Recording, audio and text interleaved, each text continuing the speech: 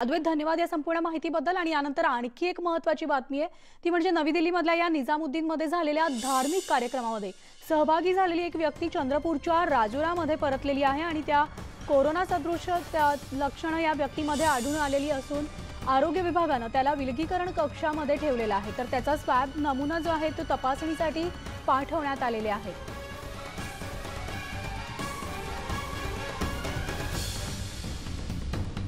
तर आपण अधिक माहिती जाणून घेऊयात। आमचे प्रतिनिधी हैदर शेख आपल्या सोबत आहेत। हैदर, नेमकं काय माहिती मिळतेय? दिल्लीच्या निजामुद्दीन मधून हा इसम जो आहे परतलेला आहे। त्यानंतर त्याला आता सध्या आरोग्य विभागाने आपल्या ताब्यात ठेवलेलं आहे, विलगीकरण कक्षात ठेवलेलं आहे। त्याचे स्वॅब जे आहेत ते पाठवलेले आहे।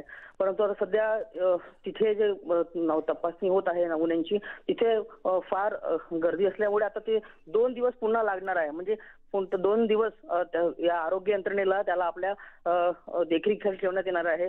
आणि सध्या चंद्रपूर जिल्ह्यात एकही रुग्ण नाही, परंतु हा जर नागरिक याला जर पॉझिटिव्ह सिम्पटम्स आढळले तर एक चिंतेची बाब होऊ शकते चंद्रपूर जिल्ह्यासाठी। अगदी बरोबर आहे। आणि त्यामुळे तिथल्या सगळ्या घडामोडी ज्या आहेत त्या जाणून घेत राहणार आहोत। मात्र चंद्रपूर जिल्ह्यामधल्या नागरिकांनी सुद्धा आपलं आरोग्य सुरक्षित ठेवण्यासाठी जे नियमावली दिलेली आहे ती काटेकोरपणे पाळायची आहे आणि कृपया घराबाहेर पडू नका।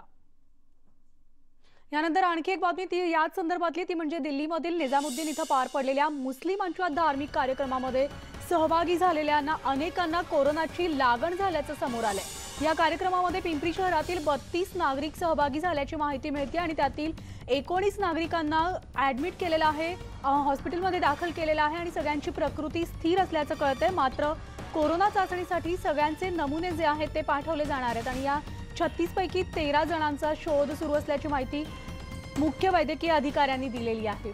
आपण अधिक माहिती जाणून घेणार आहोत। आमचे प्रतिनिधी गोविंद वाकडे आपल्या सोबत आहेत। गोविंद, काय माहिती आहे? म्हणाले खरं तर ही धक्कादायक बाब आहे। तसं म्हणायला गेलं तर मागील 10 दिवसात पिंपरी चिंचवडमध्ये कोणत्याही नव्या कोरोना बाधिताची नोंद झालेली नाहीये। मात्र जेव्हा पोलिसांकडनं ही माहिती महापालिका अधिकाऱ्यांना मिळाली की 1 ते 15 मार्च दरम्यान दिल्लीच्या निजामुद्दीन भागामध्ये एक तबलिगी जमात नावाचा एक धार्मिक कार्यक्रम झाला होता आणि त्यामध्ये परदेशातूनही मुस्लिम बांधव आले होते। या कार्यक्रमात देशभरातून जे मुस्लिम बांधव आले होते त्यापैकी अनेकांना कोरोनाची लागण झाल्याचं निष्पन्न झालं होतं आणि तशी एक यादी पिंपरी चिंचवडलाही पाठवण्यात आली, ज्यामध्ये 32 जणांचा समावेश होता।